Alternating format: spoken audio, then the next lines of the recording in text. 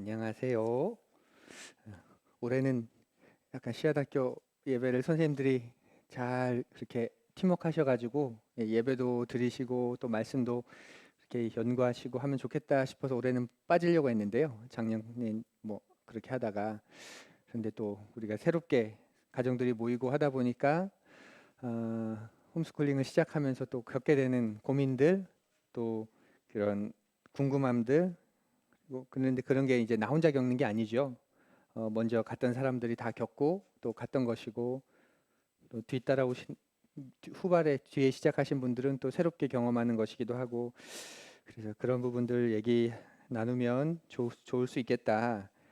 우리 씨앗학교가 이제 7년, 8년이 돼가니까 그간에 우리가 누렸던 또 쌓았던 그런 경험들이 분명히 있겠다 싶어서 그런 부분을 좀 이 시간을 빌어서 같이 나누면 좋겠다. 뭐 몇 번이 될지는 모르겠지만 그렇습니다. 어, 아마 선생님들을 위한 시간이 될 거고요. 근데 선생님들을 위한 시간이 되어야 저는 아이들을 위한 시간이 된다고 생각해요. 결국 이 아이들은 우리의 자녀들은 부모인 우리의 세계관, 부모인 우리의 가치관, 또 부모인 우리의 어떤 성품이나 뭐 아우라 그런 걸 닮아가는 거잖아요. 그러다 보니까 뭐 아이들을 중심으로 한 교육도 되게 의미 있고 가치 있지만 또 많은 부분은 선생님을 중심으로 한 교육들이 돼야 부모를 위한 교육이 돼야 그것이 또 아이들에게 그대로 내려가고 또 전수되고 이제 그런 부분들이 있겠죠. 오늘은 어, 저의 이야기, 저희 가정의 이야기, 홈스쿨링의 이야기를 하면서 우리가 고민했던 게 선생님들도 분명히 고민하시는 것들이고 우리가 의미 있다고 생각했던 것들이 선생님들에게도 의미 있다고 생각되어질 거라고 여겨집니다. 그래서 그런 부분들 우리가 맞게 붙잡고 있구나, 맞게 생각하고 있구나 그런 걸 한번 되짚어보는 시간이 됐으면 좋겠어요. 저희 가정은 그 홈스쿨의 이름이 프렐류드 홈스쿨입니다. 뭐 우리 안에서 굳이 많이 쓸 일은 없지만 이름을 하나 정도 만들어 두는 건 되게 좋다고 생각해요. 그래서 프렐류드 홈스쿨이고요. 프렐류드라는 뜻은 전주곡이라는 뜻이죠. 음악 용어입니다. 교향곡 같은 거대한 곡을 보면 뭐 악장들이 있지만 그 1악장이 시작되기 전에 전주곡이 있습니다. 그게 하나의 어떤 형식이고 그 전주곡은 이 전체의 교향곡을 설명해 주는 곡입니다. 그냥 단순히 앞에 있는 곡이 아니라 1악장부터 마지막 악까지 그 전체의 곡을 설명해 주는 그런 음악입니다. 그래서 전주곡만 듣기도 하는데 우리 홈스쿨이 그러면 좋겠다. 우리 아이들의 인생에서 이 아이들의 인생이 교향곡이라고 하는 커다란 그런 음악과도 같을 텐데 어, 그 홈스쿨링이 그것을 열어주는 그런 의미 있는 시간이 되고 또 즐거운 시간이 되었으면 좋겠다. 그런 마음에 이제 시작한 지은 이름입니다. 이름 좋죠? 네. 홈스쿨링을 시작하게 된 이유는요. 어, 여러 가지가 있었습니다. 그 가운데 하나는 교육의 주체에 대한 고민이었어요. 교육의 주체에 대한 제가 잘못했네요. 네. 첫 번째는 교육의 주체에 대한 고민이었습니다. 음, 자녀 양육의 주체가 부모인데 부모가 양육의 주체로서의 역할을 하는가? 뭐 그렇게 선뜻 그렇다 마음이 안 들었습니다. 신앙의 주체이기도 한데 신앙의 주체는 교회에 맡기는 거죠. 교회에 있는 뭐 전도사님이나 교회 학교의 선생님 그분들이 이 아이의 신앙을 좀 잘 가르쳐 달라고 우리가 이야기하죠. 그리고 나는 뭐 거기에 대해서 별반 그렇게 계속 좋은 교회 찾아다니려고 하지 교육이 신앙 교육이 잘하는 교회를 찾아다니려고 하지 내가 자녀의 신앙 교육의 주체다 그렇게 선뜻 동의하지 않는 것 같더라고요. 교육도 마찬가지 아닐까요? 부모가 아이의 인생의 주체라면 교육에 있어서도 주체여야 하는데 그게 어렵습니다. 부모가 생각하기에 중요하다고 여기는 것, 가치 있다고 여기는 것, 정말 필요하다고 이 아이한테는 필요하다고 생각하는 것, 그걸 아이들에게 가르쳐 주기가 쉽지 않습니다. 교회에서 이제 캠프를 열어서 아이들하고 이제 캠프를 하려고 하는데 한 아이가 저에게 와서 전 목사님 저기 캠프 참가서 그런 것도 우리 받을 수 있나요? 원하면 만들어줄 수 있어. 왜 선생님이 가지고 오래? 네. 근데 우리가 토요일에 캠프하는데 선생님이 토요일 캠프하는 것도 가져오래? 아니요. 학원에서 가지고 오래요. 그러더라고요. 신경 써야 할 것들이 교회에서 신앙인으로 아이를 키우면서도 학원까지도 신경 써야 되는구나. 그 사실이 되게 좀 씁쓸했는데요. 부모이기 때문에 내 자녀에 대해서는 교육과 양육의 주체라는 걸 포기하고 싶지 않다, 침범당하고 싶지 않다, 그런 마음이 저에게는 컸습니다. 또 홈스쿨링을 하게 된 또 다른 이유는요, 속도보다는 방향에 대한 중요성을 가지고 있기 때문에 그렇습니다. 속도가 굉장히 중요하게 여겨지는 시대이죠. 솔직히 아이를 키우면서 아이에 대해서 기뻐하거나 아이에 대해서 실망할 때가 속도와 관련 있지 않나요? 다른 아이보다 혹은 다른 아이만큼 뭔가를 하면 기분 좋습니다. 뿌듯하고. 그런데 아무것도 아니고, 그러니까 누군가에 비해서 조금 늦게 뭔가를 한다는 사실 때문에 복게 되고, 또 아이들을 그렇게 정죄 아닌 정죄가 하게 되지요. 그냥 우리 아이는 우리 아이 속도대로 자라면 될 것을 자꾸 끊임없이 속도를 비교합니다. 제가 한 대안학교를 방문했던 적이 있는데요. 거기서 그 선생님, 거기도 홈스쿨링이 기반이 돼서 학교를 만들고 부모님들이 선생님 돼서 하는 곳인데, 한 선생님의 이야기가 너무 감동이 됐습니다. 그 교실에 들어가서 이야기를 나누는데, 두 명입니다. 그 반은 두 명인데, 이 반의 수업은 요 두 명 가운데 가장 느린 아이에게 맞춰서 수업이 진행된다고 너무 행복해 하시면서 이야기하시더라고요. 보통의 수업은 빠른 아이들, 위에 가는 아이들을 대상으로 수업이 진행되죠. 오늘 아를 배웠으면 내일 야를 배워야 되고, 그 다음 날은 어를 배워야 되고, 그 다음 날은 여를 배워야 되고, 이 아이가 따라오건 따라오지 못하건 이거대로 가야 돼. 따라오지 못하는 네가 잘못한 거지. 어, 우린 이렇게 가야 돼. 지금 이걸 하고 있는 아이들이 있어. 그게 중요하잖아요. 그런데 오늘 R을 배웠는데 모르니까 내일도 R을 배우고, 그 다음 날도 R을 배우고, 이 아이가 알 때까지. 그러다가 어느 순간 이해하고 나면 뭐 그냥 달려갈 수도 있는 거죠. 그러니까 내 아이의 속도에 맞춰서 수업이 진행된다. 와, 이게 얼마나 행복하고 얼마나 좋을까. 속도보다는 방향이 더 중요하다는 생각을 해보게 됐습니다. 또 홈스쿨링 하는 이유는요, 네, 어떤 사람으로 자랄 것인가 거기에 대해서 중요하게 여기기 때문에 그래요. 내가 뭘 해야 할까 거기에 관심을 두는 세상이죠. 우리도 관심 있지 않습니까? 이 아이가 자라서 뭐 하면서 살까. 그런데 성경은, 하나님은 이 아이가 어떤 사람으로 자랄 것인가에 더 관심 있지 않을까요? 뭘 하고는 두 번째고, 그거 너무 신경 쓰지 말고 어떤 사람으로 자랄까, 어떤 사람이 될까, 거기에 더 관심이 많으신 듯합니다. 그러니까 내가 어떤 사람인가를 알면 내가 뭘 해야 될까, 그거 분명히 알 수 있지요. 그런데 어떤 사람이 되길 원하는지, 어떤 아이로 자라길 원하는지 그 관심이 없으면 결국 뭘 하고 있니, 뭘 해야 하나, 거기에만 초점을 맞추게 됩니다.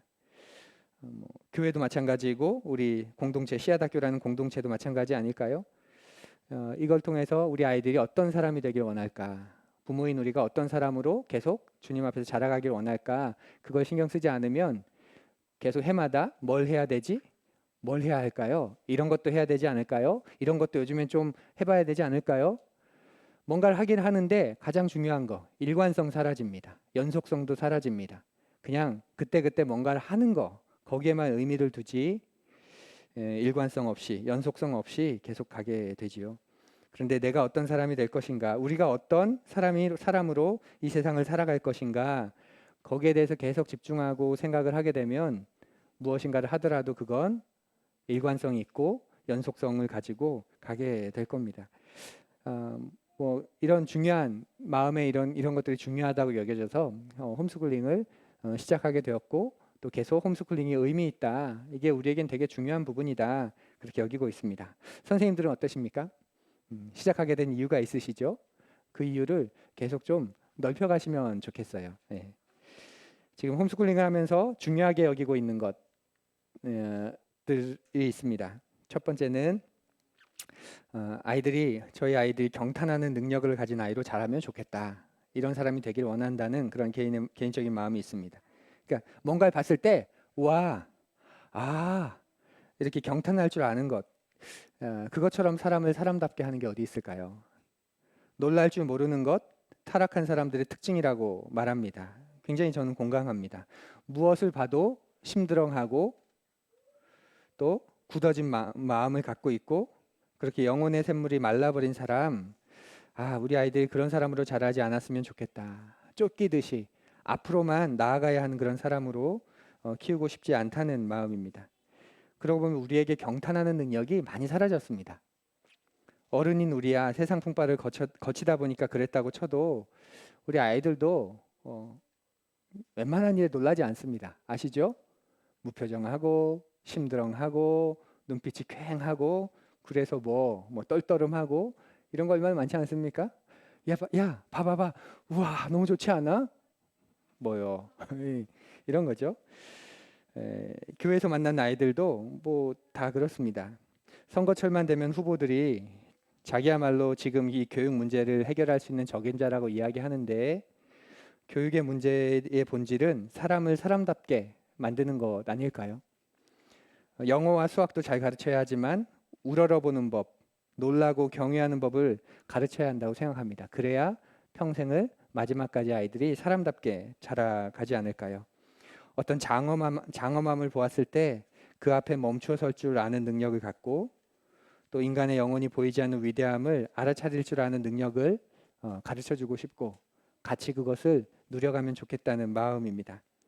그런데 자꾸만 사물을 실용성으로 보고 효율성으로 바라보게 만들지요. 그러다 보니까 아름다운 것도 더 이상 아름다워 보이지 않습니다. 별 아름답지 않습니까? 밤에 보면. 근데 별 보면 우리가 아름답다고 더 이상 여기지 않죠. 빨리 들어가 뭐 이러잖아요. 저는 천지를 만드신 하나님이 인간에게 가장 먼저 주신 게 경탄하는 힘이라고 봅니다. 하나님이 인간을 만드시고 세상을 만드시고 가장 먼저 하신 게 하나님이 가장 먼저 하신 건 감탄입니다. 와, 아름답다. 그리고 하나님이 만드신 인간에게도 가장 먼저 원하신 게 감탄인 것 같아요. 왜냐하면 아담을 만드시고 하와를 만드시고 난 다음에 봐라, 뼈 중에 뼈요 살 중에 살이다. 그런 반응을 하길 원하셨기 때문입니다. 전 씨앗학교 안에 있는 아이들도 이런 아이들을 자라면 좋겠습니다. 그리고 홈스쿨링을 하면서 현재 가장 중요하게 여기는 또 다른 것은 부모를 충분히 누리게 하는 거예요. 부모인 나를 충분히 누렸으면 좋겠다. 신앙인으로서 신앙에서 가장 중요하다고 생각하는 것도 바로 이것입니다. 하나님 아버지를 누리는 것. 우리가 그분의 자녀고 하나님은 우리의 아버지이지요. 그러니까 그 관계를 충분히 누려야 건강한 신앙인이 되는데 아버지를 누리는 것보다는 아버지 앞에서 자꾸 뭔가를 해야 될 것 같은, 그래서 아버지는 그걸 해야 기뻐하고 그걸 해야 좋아하고 하늘에 계신 아버지도 계속 내 삶을 주목하시긴 하는데 이렇게 보면서 거봐 너 또 일요일 이렇게 빼먹었지. 거봐 너 이렇게 황금생활 물질에 대해서 네가 많이 약해. 계속 조용히 계시다가 내가 뭔가를 못했을 때 자꾸 그걸 지적하는 분으로 그렇게 여기지 않습니까? 그분을 누려야 하는데, 그러니까 우리가 하나님을 충분히 누릴수록 신앙이 건강해지는 것처럼 우리의 자녀들도 부모를 충분히 누릴수록 정서적으로도 심령으로도 영적으로도 신체적으로도 안정된 아이들로 자라합니다. 그 다음에 무엇인가를 훈련하는 거고 뭔가를 절제하는 것이지요. 그 누림이 넘치고 충분하니까 훈련하고 싶어지고 절제하고 싶어지고 인내하고 싶어지는 것 아닐까요? 그러니까 아이들이 부모를 누릴 수 있도록. 근데 누리기 위해서는 누림이란 말은 굉장히 양적인 단어입니다. 양적으로 너무나도 부족한데 충분히 누린다. 그건 어떤 의미에서는 불가능한 일입니다. 하나님과의 관계를 누리려고 하는데 시간은 무시하고 질적으로만 깊이 있는 관계를 갖겠다. 이론적으로는 가능하지만 우리의 경험적으로는 불가능하지 않습니까? 1시간, 2시간 그래도 만나려는 노력을 해야 어느 순간 그 시간 속에서 깊이 주님을 만났다 여기는 거지. 그런 시간을 확보하지 않고 그래도 나는 하나님과 질적인 관계를 가질 수 있어. 그 말처럼 그 황당한 말이 없습니다. 우리 아이들이 부모를 누리기 위해서는 물리적으로 부모와 함께 있는 시간이 어느 정도 길어야 되고 확보돼야 되고, 그러기 위해서는 홈스쿨링이라는 우리의 선택이 굉장히 중요하고 의미 있다. 무엇인가를 하다가 고개를 돌렸을 때 어머니가 있고 혹은 아버지가 있고, 그래서 그 순간 진실된 대화가 일어나고 또 만남이 일어나는 거지요. 또 요즘 중요하게 여기는 것은 기여를 통한 배움입니다. 전에는 홈스쿨링을 통해서 혹은 씨앗학교를 통해서 우리 아이들에게 도움만 되면 좋겠다, 그런 생각이었는데요. 언제부턴가 우리가 오히려 기여를 하면서 우리가 오히려 도움이 되면서 더 배워나가면 좋겠다라는 마음입니다. 이제는 내가 무엇이 도움이 될 것인가를 더 생각하게 되고 이제는 우리가 뭘 할 수 있을지를 더 따지게 되는 거죠. 씨앗학교에 처음 오면 씨앗학교를 누리시면 됩니다. 이거 좀 많이 누리십시오. 그런데 그것으로 끝나지 말고 어느 순간이 되면 내가 이제 그만 좀 누리려고 하고 받으려고 하고 내가 이 공동체에 이 관계 속에서 무엇이 도움이 될까? 무엇을 할 수 있을까? 그 속에서 더 큰 경험과 또 도우심을 얻게 되실 겁니다. 계속해서 홈스쿨링을 하면서 또 여전히 하고 있는 고민들도 있습니다. 씨앗학교를 향한 고민이기도 하고 홈스쿨링에 대한 고민이기도 한데요. 하면 할수록 고민이 사라지는 게 아니라 하면 할수록 고민이 더 많아집니다. 왜냐하면 이게 실제적인 일이기 때문에 그렇죠. 가장 먼저 고민은 여전히 홈스쿨링이 부르심이냐 선택이냐 그 사이의 고민입니다. 홈스쿨링을 하다 보면 아무나 할 수 있는 건 아닌 것 같아요. 누구나 할 수 있지만 결코 누구나 하지 않습니다. 기회가 주어졌을 때 그 기회를 우리는 선택한 사람들이다. 그렇게 보면 홈스쿨링이 좀 편안해질 것 같습니다. 부르심이라고 생각하면 부담스럽습니다. 이걸 안 하면 믿음에서 떠난 것 같고 이거 안 한 사람들은 세상으로 간 것 같고 부르심이라고 여기기보다는 하나님이 우리에게 특별한 기회를 주셨다. 그래서 우리는 그 기회를 선택한 것이다. 그래서 지금 그것에 대해서 너무 감사하고 만족한다. 만약에 또다시 또 다른 선택을 할 수 있을 경우 하나님을 의지하면서 또 다른 선택을 해서 뭐 대안학교로 갈 수도 있고 또 공교육으로 갈 수도 있고 그건 그때 가서 그때 주님의 우리 상황에 맞춰서 내가 선택을 한 것이고 지금은 정말 하고 싶은 정말 중요한 그것을 내가 결정한 거다.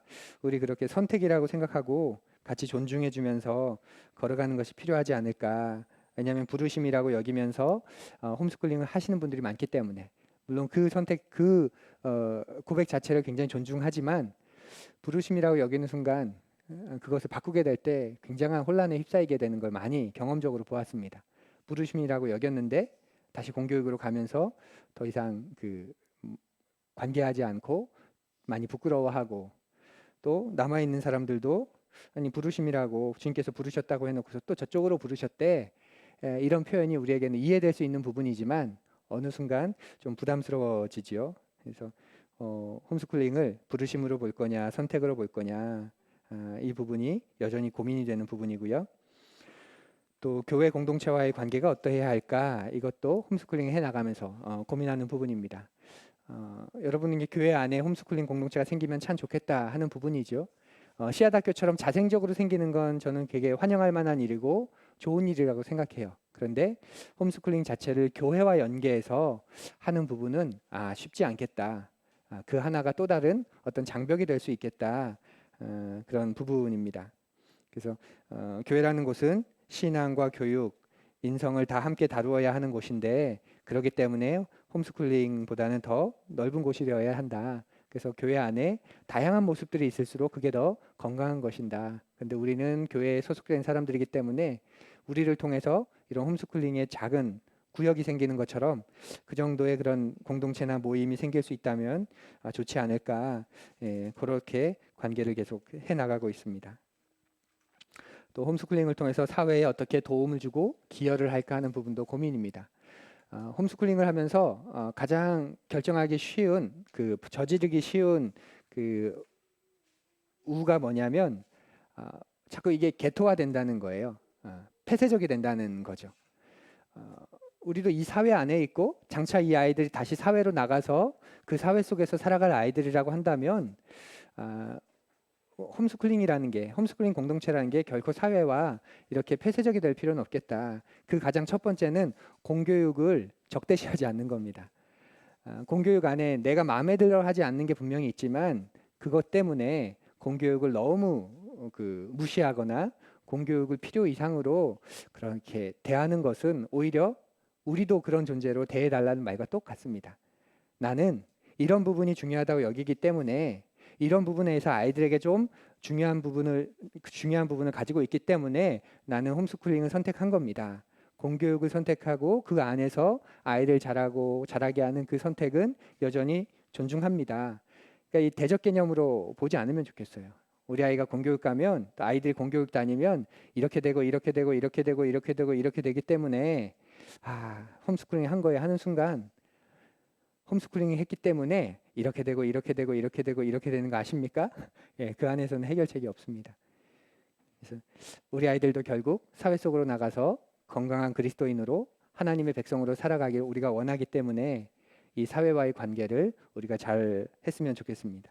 그러니까 홈스쿨은 사회로부터 구별된 게 아니라 이 사회 속에서 좀 더 바르게 자기 역할과 기여를 하기 위해서 우리가 하고 있는 공동체다. 우리 그렇게 생각하면 좋겠고요. 사회는 우리의 적이 아니라는 것, 공교육도 우리의 적이 아니라는 그런 자세와 태도를 좀 가질 필요가 있습니다. 예. 그리고 홈스쿨링 하면서 또 여전히 고민이 되고 있는, 싸우고 있는 부분은 가시적인 모습에 대한 유혹이죠. 가시적인 모습에 대한 유혹. 어쨌거나 샘플링이 되는 삶 아닙니까? 세상과는 조금 다른 많은 사람들이 선택하지 않은 그런 삶을 사다 보니까 가시적으로 드러날 수밖에 없습니다. 주목될 수밖에 없고 그 사람들이 궁금해하고 신기해하고 이렇게 보는 그런 삶인 거죠. 또 주변에는 탐탁치 않게 여기는 사람들이 있기 때문에 내가 한 홈스쿨링이 어떻게 보여질까? 그 부분이 계속 고민이고 또 부담이 되기도 하고 어쩔 때는 그런 부분을 좀 과장하고 싶고 과대하고 싶고 그래서 나 이렇게 하고 있다. 나 이렇게 잘하고 있다. 나 이렇게 멋있게 하고 있다. 그렇게 좀 뽐내고 싶은 마음이 솔직히 많이 있습니다. 거기로부터 좀 자유해져야 홈스쿨링이 홈스쿨을 담아지는데 자유롭지 않으면 이제는 홈스쿨링을 하는 게 아니라 누군가에게 보여주기 위한 그냥 그런 어떤 활동과 행동들을 하는 것일 뿐이 그런 것이 될 뿐입니다. 한 책 아마 여러분도 읽으셨을 거예요. 자녀 양육의 위기와 극복하기. 아마 홈스쿨링을 시작할 때 가장 많이 도움을 받는 책 가운데 하나인데 부제가 이렇죠. 홈스쿨 부모가 빠지기 쉬운 7가지 함정입니다. 이 책 속에서 저에게 굉장히 큰 그런 공감과 또 감동을 준 이야기가 하나 있습니다. 홈스쿨링을 한 엄마예요. 홈스쿨링한 가정인데 그 엄마가 아이와 이제 홈스쿨링 하다가 그만 그 불치병에 걸리게 됩니다. 위중한 병에. 그리고 젊은 나이에 이제 인생을 그 삶을 마감하게 되고 자녀들과 이제 이별하게 되는데 주변에 같이 홈스쿨링을 하면서 이제 친밀하게 쌓았던 분들이 계속 위로도 하고 문병도 하지요. 죽기 일주일 전에 이분과의 대화 속에서 이 저자가 굉장히 큰 교훈을 얻었다고 이 책의 한 부분에 이렇게 쓰여져 있습니다.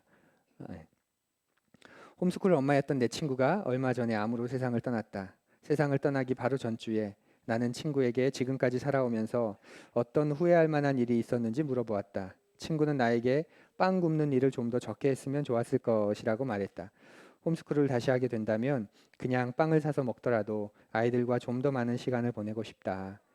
직접 빵을 굽는 것이 영적인 홈스쿨을 진행하는 데 꼭 필요한 일이라고 생각했기 때문에 친구는 그렇게 고집스럽게 시골스러운 삶의 양식을 추구하느라 많은 시간과 에너지를 투자했던 것이다.